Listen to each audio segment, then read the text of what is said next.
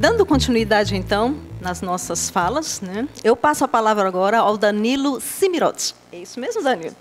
Ele vai falar, então, sobre disputas legislativas acerca da apropriação do espaço público pelo funk em São Paulo. Eu gostaria de agradecer imensamente o convite, professor Humberto Cunha. Sinto muito honrado de estar nessa mesa, em tão boa companhia. Enfim, eu vou falar um pouco sobre funk. A criminalização do funk foi o tema do meu mestrado na Faculdade de Direito da USP, dentro da área de criminologia. E é curioso porque, depois que eu defendi o mestrado, eu quis ficar um tempinho sem tocar nesse assunto, porque, né, a gente acaba ficando um pouco saturado, né? E aí, no doutorado, também na mesma instituição, eu fui estudar os deputados policiais militares da Assembleia Legislativa. E qual não foi minha surpresa quando eu vi que os temas se encontraram, né? Então, agora, o artigo que eu vou apresentar aqui é justamente sobre os projetos de lei da Câmara Municipal da cidade de São Paulo e da Assembleia Legislativa do Estado de São Paulo, que tratam, direta ou indiretamente, do funk, né? Muita gente ainda acha que funk é um fenômeno carioca, eminentemente carioca, porque nasceu lá, mas o fato é que o funk se espalhou para o Brasil todo, né? E chegou em 2008, 2009 com muita força na periferia de São Paulo. E desde então se criou uma questão aí que foi inclusive tema do último debate. Eu nunca tinha visto isso, pelo menos em São Paulo, né? No último debate que aconteceu na Globo, às vésperas do primeiro turno da eleição da prefeitura, um dos temas discutidos foi justamente os pancadões, que é a forma como os bailes de funk de rua ficaram conhecidos pela grande mídia. Digo isso porque vocês vão ver que o modo como essa manifestação é chamada traz muito da ideologia, né? Então, pancadão virou um termo um tanto quanto pejorativo, né? Os frequentadores preferem chamar de fluxo, né? E eu vou explicar até por quê, né, o nome fluxo. Enfim, e é um tema muito atual do momento e o que me traz uma série de problemas, porque o tempo todo eu tenho que ficar atualizando, né? Para vocês terem uma ideia, eu tive que atualizar esse artigo faz uma semana, porque faz uma semana, ou 10 dias, que um dos projetos de lei que estava na Assembleia Legislativa foi aprovado, sancionado pelo governador, né? Então, é um tema que eu tenho que sempre voltar. Bom, mas antes de falar propriamente sobre o funk, eu vou tentar correr aqui, porque é muito assunto. Eu quero só contextualizar, né? Contextualizar, começando a falar sobre um movimento, né, que é justamente o movimento de tolerância zero, no qual se insere muito dessa discussão sobre como lidar com os pancadões, que são os bailes funk de rua lá de São Paulo. O movimento de tolerância zero, ele surge na década de 90 em Nova York, supostamente inspirado num artigo escrito pelo James Wilson e o George Kellen, em 82, que consagrou a teoria das janelas quebradas. O que diz essa teoria das janelas quebradas, né? Basicamente é o seguinte: se a pessoa sente que aquela determinada área da cidade é uma área degradada, abandonada, de anomia, ou seja, de ausência de normas, ela se sente à vontade para praticar pequenas incivilidades, e eu uso o termo incivilidades porque é um termo que é utilizado por eles, só que não só, né? A partir do momento em que as pessoas começam a praticar essas pequenas incivilidades, existe um contínuo de tal forma que as pessoas começam a se sentir à vontade para praticar grandes crimes. Então, o que gera a sensação de insegurança nas grandes cidades, mais do que os grandes crimes, homicídios, sequestros, são justamente essas pequenas incivilidades, né, pichações, violações de trânsito, flanelinhas, enfim, que fazem com que as pessoas sintam-se com medo, sintam-se que o espaço público foi sequestrado, foi privatizado por pessoas, né, e por outro lado, são justamente justamente a sensação de que não existe uma norma lá que leva pessoas a praticar crimes mais graves. Por isso que o discurso do Tolerância Zero prega a punição severa justamente a essas pequenas incivilidades, né? Mendicância, jovens que pulam o metrô, jovens que ficam bebendo no meio da rua, escutando música, né? Muito bem. Os distúrbios contra a qualidade de vida, né? Outra expressão que é utilizada. Muito bem. Agora, uma coisa que a gente tem que colocar aqui é que a política de tolerância zero, ela foi, na minha opinião, com razão, acusada de, na verdade, promover uma limpeza de classe dos espaços públicos da cidade. Ou seja, quando a tolerância zero, o discurso ideológico da tolerância zero vinha com a proposta de restabelecer a qualidade de vida dos cidadãos nova-iorquinos, eu pergunto, quais cidadãos nova-iorquinos, né? Alguns, né, de classe média e alta e brancos. Os cidadãos pobres e negros foram cada vez mais sendo perseguidos e criminalizados. Por outro lado, o próprio conceito de desordem urbana é problemático. Então, vejam, né, o exemplo da pichação no grafite. Há poucos dias atrás, picharam 2 monumentos em São Paulo que homenageavam bandeirantes, né? Houve quem tenha chamado, inclusive o candidato a prefeito vitorioso, João Dória, como um ato de vandalismo, um ato criminoso e demandou repressão severa. E houve quem, né, para mostrar como nós estamos no terreno da disputa e do conflito, que tenha saudado, ou pelo menos tenha encarado essa pichação de uma forma muito mais compreensiva, na medida em que encara esses monumentos como homenagens a genocidas, a grandes genocidas. Então, veja que a gente está num terreno de disputa. Por outro lado, ao mesmo tempo que muitas pessoas, né, utilizando-se do discurso da tolerância zero, pregam, né, uma repressão severa a pichadores ou a jovens que ficam no meio da rua ouvindo música alta e bebendo, né, essas mesmas pessoas reclamam da indústria da multa, né, dizendo que é um absurdo, né? Agora, vejam, por isso que eu falo, né, a gente pega esses discursos, né, e tenta adaptar aqui para a nossa realidade brasileira e ficar tudo de ponta cabeça, né? Porque em Nova York, a verdade é que as violações de trânsito eram alvo da política de tolerância zero. Aqui a gente importa o que interessa. O que não interessa a gente esquece, né? Reclama da indústria da multa, enfim, esse tipo de coisa. Muito bem.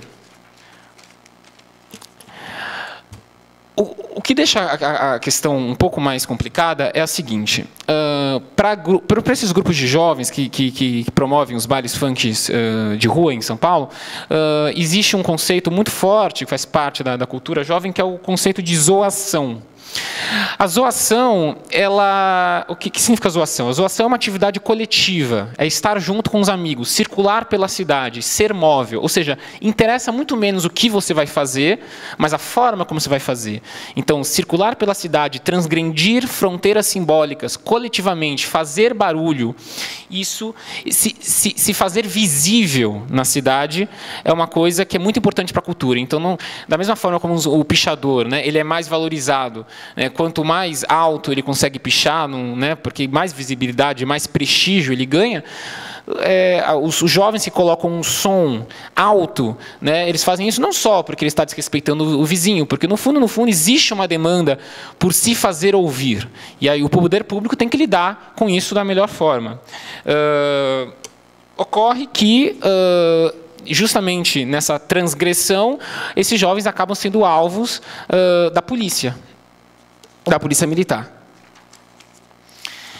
Só para encerrar esse prólogo e tentar entrar finalmente no funk, é o seguinte: há 2 autores que encaram essas manifestações juvenis não como algo despolitizado, porque um discurso recorrente justamente é que a juventude na década de 60, essa sim era politizada, essa sim sabia o que queria, tinha um programa claro, revolucionário, reformista, enfim, fazia passeatas, ordeiras, enquanto essa juventude negra, pobre, periférica, é uma juventude desesperançosa, sem projeto nenhum, tá certo? Apenas eles são vândalos, né? E, na verdade, o que alguns autores apontam, como o Monet e o Michael Hershman, que, na verdade, trata-se de fenômenos políticos, extremamente políticos. Apenas é uma outra forma de se fazer política, né? O Michael Hershman, por exemplo, quando fala do arrastão, dos arrastões nas praias do Rio de Janeiro, diz que, na verdade, o que esses jovens estão fazendo demandando a visibilidade e denunciando um projeto falido de cidade e denunciando justamente a conflitividade da cidade, né? Então, eles se oferecem como espelhos do seu tempo, né? Sem propor pautas concretas e específicas, eles acabam, de certa forma, tendo um outro tipo de protesto político, né? Que é renunciando a um cotidiano medíocre, um trabalho, enfim, um trabalho árduo, né? E demandando uma vida, enfim, prazerosa, demandando, inclusive, a concretização dos seus direitos culturais, direito à cultura e o direito ao lazer. Bom, onde que o funk entra nisso? Vamos lá. Bom, analisando os projetos que tentam disciplinar o funk em São Paulo, seja na Câmara Municipal, seja na Assembleia Legislativa, eu observei o seguinte: basicamente existem dois grupos parlamentares aí disputando. Por um lado, há deputados e vereadores que são oriundos dos quadros da Polícia Militar. É um fenômeno que não é um fenômeno simplesmente paulista ou paulistano. Eu sei que aqui em Fortaleza existem também candidatos que vêm da Polícia Militar. Em São Paulo nós temos o capitão Conte Lopes, né? Talvez o mais famoso deles. Aqui vocês têm outro capitão. Mas em São Paulo, esses deputados oriundos dos quadros da Polícia Militar, eles tendem a encarar essa questão de uma forma bastante criminalizante, entendeu? Tratar a questão com uma ótica meramente penal e policial. Ou seja, para esses parlamentares, o funk é um problema de polícia, a ser tratado prioritariamente pela Secretaria de Segurança Pública, e não pela Secretaria de Cultura, e nem pela Secretaria de Educação. E, por outro lado, há um outro grupo de parlamentares, vereadores e deputados estaduais, que vêm de partidos de esquerda, ou pelo menos associados à esquerda, principalmente o Partido dos Trabalhadores, o PCdoB e o PSOL, que lutam dentro da Assembleia e da Câmara para que o funk seja reconhecido como manifestação cultural e popular, e tentam equacionar, né, esse conflito de interesses, o conflito de direitos. Por um lado, os jovens demandando, né, direitos culturais, direito ao lazer, e, por outro lado, direito à livre expressão, direito à livre manifestação, e, por outro lado, os vizinhos desses bares de rua, que também, com razão, reclamam que os bares ocorrem no meio da rua, na frente das suas residências, demandando o direito ao sossego, né, ao direito à locomoção, porque muitas vezes as ruas são fechadas, as pessoas têm dificuldade de acessar as suas residências, né? Outros direitos que estão em jogo aí em conflito. Bom, uma parte dos projetos de lei tratam do funk principalmente associado à questão da poluição sonora. Então, já em 2011, um deputado Giugiato, do PMDB, propôs um projeto de lei estadual que dispõe sobre o controle e fiscalização do uso e instalação de equipamentos e aparelhos de som em veículos automotores, queixando-se de que esses veículos promovem verdadeiras baladas ao ar livre, com muita bebida alcoólica, causando problemas auditivos, desassossego e queda na qualidade de vida dos moradores dos bairros, né?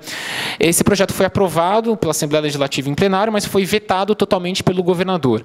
E foi vetado não porque o governador se coloca ideologicamente de um lado oposto, ou em defesa dos jovens ou dos funkeiros, mas porque grande parte desses projetos de lei, isso já adianto uma conclusão, né, da minha pesquisa, são extremamente repetitivos, tratam de matéria que já foi disciplinada, seja pela legislação municipal, seja pela legislação estadual ou até federal, né? Então, um argumento do governador, no caso, para vetar, foi pela inconstitucionalidade do projeto, uma vez que ele incursiona em assunto reservado aos municípios, né? Estou falando aqui das normas de trânsito, e uma vez que a matéria já estaria disciplinada na legislação federal, né, em diplomas como o Código de Trânsito Brasileiro, ou mesmo o Código Nacional de Meio Ambiente, que já disciplina qual é o limite máximo de decibéis, né, permitido em aparelhos sonoros na rua, né? Então, ele foi arquivado. Bom, citei aqui já o famigerado capitão Conte Lopes. Conte Lopes foi deputado estadual em São Paulo durante muitas legislaturas. Em 2010 ele não conseguiu se reeleger, deputado estadual. Em 2012 ele é eleito vereador. Agora, em 2016, ele foi reeleito vereador, um dos mais votados, acho que o quarto ou quinto mais votado. O Conte Lopes é eleito em 2012, assume no começo de 2013 o primeiro projeto dele, eu acho que o segundo projeto daquela legislatura, o PL número 2 de 2013, bastante repressivo, tinha como objetivo... detalhe, esse PL foi feito em coautoria com outro vereador oriundo da Polícia Militar, que é o Coronel Camilo, proibir a utilização de vias públicas para a realização de bailes funk, independentemente do horário. Quer dizer, não há negociação, os bailes funk de rua estão proibidos. O artigo 5º, no entanto, autorizava o município a licenciar espaços para a realização desses eventos, espaços que tivessem isolamento acústico, né, por exemplo, mas esses eventos deveriam ser concluídos até 10 horas da noite.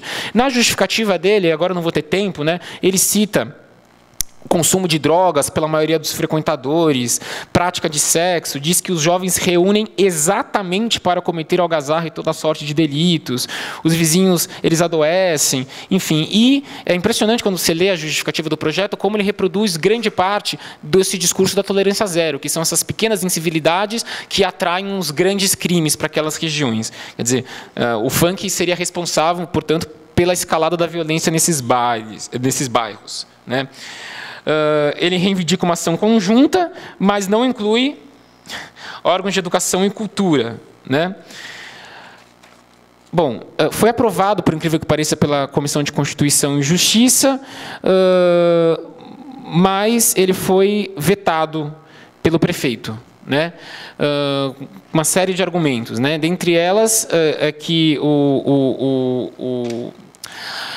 o limite, né, de decibéis, enfim, já se encontra disciplinado por normatização vigente. Essa aplicação acabaria por viabilizar outros eventos, como a Virada Cultural de São Paulo, mesmo o Réveillon na Paulista, que o funk é uma expressão legítima da cultura urbana jovem, entre outros argumentos. Eu só tenho 5 minutos, então eu vou tentar, em 5 minutos, dar um quadro geral de como se encontra a situação atualmente.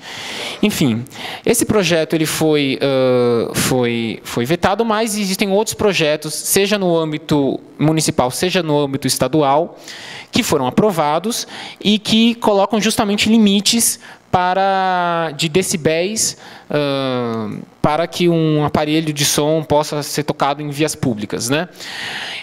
O que eu percebi é o seguinte, que a legislação ela não é aplicada. Existe um problema de fiscalização. E como esse é um assunto que tem um apelo eleitoral muito grande, então o deputado, o vereador, mesmo sabendo que o projeto ele é inócuo, né, ele propõe, porque pelo menos ele tem que mostrar para o seu eleitorado, olha, veja, eu procurei disciplinar aqui, proibir o funk, o prefeito que vetou, quer dizer, a culpa não foi minha. Então os projetos continuam sendo propostos. Existem outros tipos de projetos, PLs, que tratam o funk como um problema de saúde pública, que atinge principalmente os jovens, né? Justamente porque nesses espaços, mas não só nesses espaços, há o consumo de drogas e principalmente o lança-perfume. Então, procuram, sempre fazendo referência ao funk, tentar, por exemplo, proibir a venda de substâncias para menores que são utilizadas para a fabricação do lança-perfume. Esse tipo de projeto foi aprovado. Também existe, agora estou terminando mesmo, né? Existem um terceiro conjunto de projetos de lei que, esse sim, proposto pelos deputados, né, do Partido dos Trabalhadores, do PCdoB, com relatoria de vereadores do PSOL, que reconhecem o funk como uma manifestação cultural, que buscam colocá-lo no calendário oficial da cidade, ou que buscam, enfim, que buscam destinar ao funk a locais apropriados. Aí eu termino a minha fala só colocando uma questão para vocês, né, que é uma questão que não está resolvida atualmente aqui na cidade de São Paulo. Veja,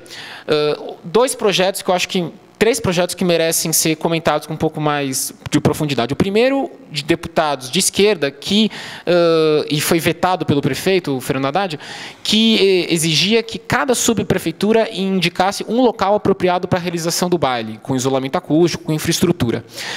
O projeto foi vetado sob o argumento de que o funk, os agentes culturais é que acabam definindo o local de manifestação né, daquela manifestação cultural, que não cabe ao poder público tutelar, exigir, né, que aquela manifestação se confine em determinados locais da cidade. Além do que, o funk não é uma coisa homogênea pela cidade toda, né? Ele está mais presente em algumas regiões e não tanto em outras. Então não faz sentido você exigir que numa região em que o funk não signifique nada ou não tenha tanta penetração, que haja um espaço destinado apenas ao funk.